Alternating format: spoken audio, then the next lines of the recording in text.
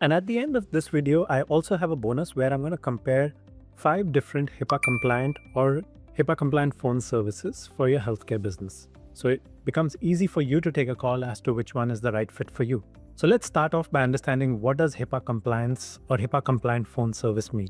At a top level, it really means a set of 3 to 4 things. 1. Your phone service should be ready to sign a BAA with you. And if they're not willing to sign a BAA, that's a big red flag. 2. They should have access controls in the system. What does access control mean and why is it important? Access control really means that different people, billing teams, front desk teams, managers, or providers have different levels of access. And it's important because let's take a simple example. Let's say a billing team member leaves. Then using access control, you also have the capability to remove their access. So that's the second most important thing. The third most important thing is audit logs. You should be able to see which team member or whoever accessed whatever part of the phone conversation, be it recording, transcriptions, settings, so on and so forth. The fourth thing is encryption. Encryption both in transit and in rest. What that means is in transit, when basically you drop a voicemail, you receive a voicemail. And at rest means that when all the data that's within the system with regards to your phone calls, be it recordings, transcriptions, inside the system, while they are stored in the system, also need to be fully encrypted. The fifth capability, which you should look for in a HIPAA-compliant phone system, is secure data retention controls. Your team members should have MFA switched on, or at least you should have a way to differentiate between work calls and personal calls if they're using their personal phones, right, to make phone calls.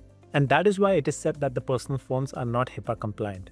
And the last thing with regards to HIPAA compliant phone systems that you want to look at is basically MFA or workforce lock-in. What that means is that you should have the capability to be able to lock a user's phone system, or it should have an MFA. So that way you're able to at least differentiate between calls that are happening even on a personal device but are work calls versus personal phone calls.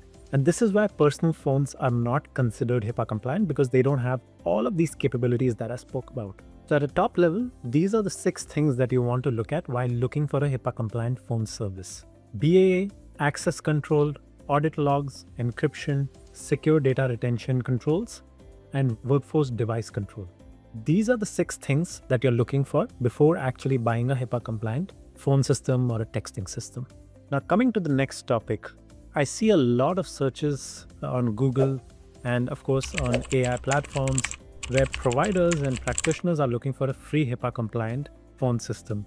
The reality is there is no free HIPAA compliant phone system because HIPAA compliance itself comes at a cost to providers. When I say providers, software providers. If somebody is giving you a free HIPAA compliant phone system, you really want to go into the depth and see if they are actually HIPAA compliant. Are they signing a BAA with you? Like I said, basically go back and look at these 5 to 6 capabilities that I spoke about in the previous point with regards to what is a HIPAA compliant phone system. Because in my perspective of spending 7 years in the healthcare business and the healthcare space, there's no true free lunches, right? And if somebody is claiming they're offering you a free HIPAA compliant phone system, I would really try to avoid that because you're putting your business into potential risk.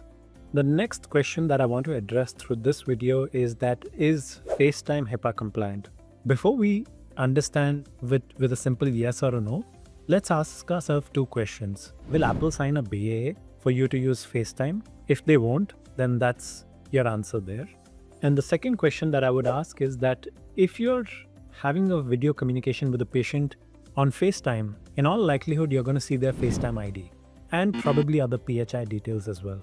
And you can't use FaceTime in a controlled workflow environment the way I defined other HIPAA compliant voice services or VoIP providers. So my strong suggestion is that use FaceTime if you're just going to talk about things that are not related to PHI or not related to treatments. But if you are, then FaceTime is not HIPAA compliant. Now, what is HIPAA compliant phone services for therapists and how is that different from in general HIPAA compliant phone services? There is quite a lot of difference. So if you're a therapist and looking for a HIPAA compliant phone service, then there are a couple of things that you want to be careful about and you probably want to read a little more in depth, but I'm going to talk a little bit about some of the things that you should be careful about and not just use a phone service. Because there are differences in rules when it comes to a HIPAA compliant phone service for therapists versus for other healthcare providers. Let's start by understanding some of them with an example, right? For example, there's a rule for voicemail content. You want to avoid talking about diagnosis, therapy content, or session details, right? You could use neutral language, right? Hey, this is therapist name calling from practice ABC, please call back. You don't want to leave voicemails with PHI if you're a therapist. The second thing that you want to be careful about is by default, your call recording needs to be turned off. If recording is needed, you require explicit consent and you want to limit access, right? So what I mean by limit access is you want to keep it for a limited time. You want to retain it for a limited time. Unlike with other providers where you could potentially record every call by default. Even announcing this ahead of time that this call is being recorded for quality and monitoring purposes is not enough. You want to record this call by first taking consent, and that's the difference for a therapy practice versus any other healthcare business, right? 3, you need to understand that private notes are not equal to phone logs. Staff shouldn't be writing therapy content into call notes, CRM fields, unless it's your designed or designated clinic record system with proper access control. This again is a big difference between other healthcare businesses and therapy businesses. And last but not the least is that you want to make sure that you take care of after hours workflows correctly. So you don't want to be routing calls to private or personal phone numbers after hours because you're not in office. You can do that, but if you do that, you want to make sure that there is minimal PHI exchange. So those are the 4 things that you want to keep in mind, that having a HIPAA compliant phone service is not enough if you're a therapy practice. You also want to make sure that you have proper voicemail content rules. You want to make sure that there are proper after hours workflows. Call recording is turned off by default, and you're not making private notes in your CRM or in your EHR unless it has proper access controls. The last part of today's video, which was the bonus, which I said that I will also talk about 5 phone services and whether or not they are a fit for your healthcare business. The 5 phone services that I'm going to compare, of course, one of them is Emitrr, because I'm very bullish about what we're building for healthcare businesses. But the other 4 are RingCentral, Zoom, which I'll categorize into one bucket, Dialpad and Nextiva, which I'll categorize into one more bucket, and then there's Emitrr, right? If you're looking for a HIPAA compliant phone service, it's not alone enough that it's HIPAA compliant. You also probably want to see that is it a fit for my healthcare business, and am I actually safe, foolproofing myself for the future growth, right? From that perspective, yes, I'm the co-founder and CEO of Emitrr, but Emitrr is the only platform amongst all 5 of these which integrates directly with EMRs and solves for a lot of different workflows. What I mean by that is Emitrr actually integrates with your EMR, syncs all of the conversation logs, be it text messages, be it phone calls, right into the patient's chart. What that means is that if I were a patient talking to a practice and that practice was using Emitrr, then Emitrr would actually, right after the call, sync all of the call records into your EMR, be it text or be it phone. And same is the case with voicemails and faxes. And of course, we bring in all of the patient data into our system. So making phone calls, looking at relevant information when you're getting a phone call, or booking appointments right from Emitrr becomes a lot more easier because we're tightly integrated with EMRs. The second bucket is Zoom and RingCentral. They do have HIPAA compliant versions too.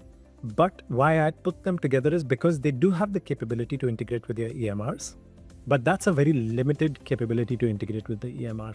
What I mean is that they integrate with different EMRs, Athena Health, Epic, etc., through a third-party connector. And that limits them and limits their capability to keep innovating, because their product cycles and their product capabilities for healthcare depends on this third-party connector's capability and how they integrate with different EMRs. And that's what we've heard from customers time in and time out, that hey, that whenever we use RingCentral or Zoom with healthcare EMRs, there's a very limited integration. So having a first-hand integration and direct partnership becomes extremely important.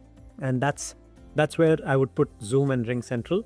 If you're starting out, maybe all of us fall in the same bucket, but Zoom and RingCentral have limited integrations. Coming to the third bucket, which is Nextiva and Dialpad, they are also great phone systems, but They're largely built for online businesses. What I mean by online businesses is they're built for businesses like ours because they integrate with digital CRMs like HubSpot, Salesforce. And healthcare businesses don't really use HubSpot, Salesforce as their CRMs. They may, but largely the patient journey and patient data sits inside an EMR. And Dialpad and Nextiva have absolutely no integration with EMR. Let alone patient data, they don't even sync back any of the conversations, right?